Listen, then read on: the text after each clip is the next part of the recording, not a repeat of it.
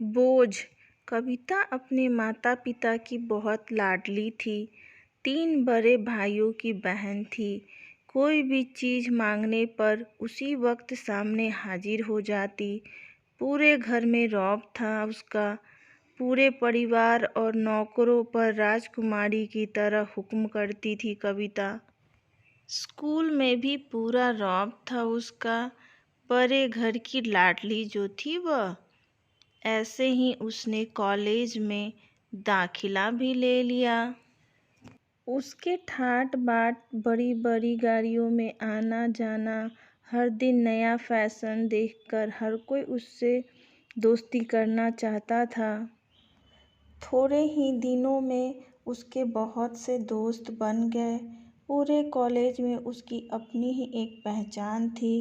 इन दिनों उसके घर एक रिश्ता आया। खानदानी लोग थे और पापा की पुरानी जान पहचान थी उनके साथ।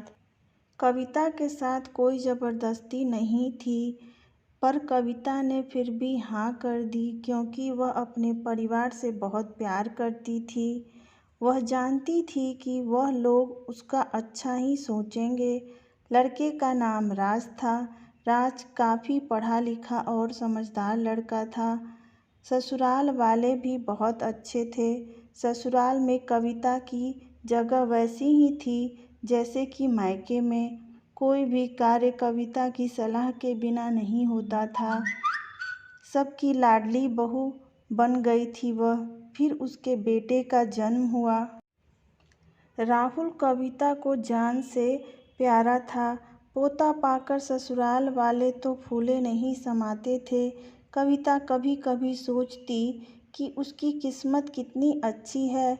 उसका हर कोई अपना कितना प्यार करता है।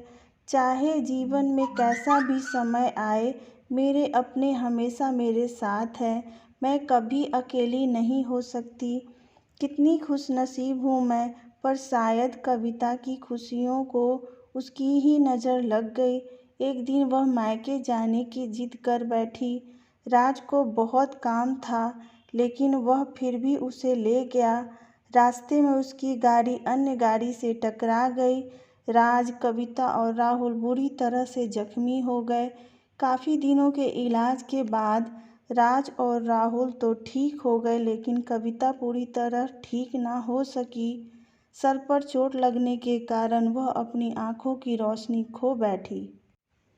अब कविता की किस्मत जैसे उल्टे पांव चलने लगी। मायके वाले कुछ दिनों तक उससे मिलने आते रहे, फिर कभी कभार फ़ोन पर करके पूछ लेते और अब कैसी हो। धीरे धीरे ये सिलसिला भी कम हो गया। ससुराल वालों की सहानुभूति भी कम होने लगी।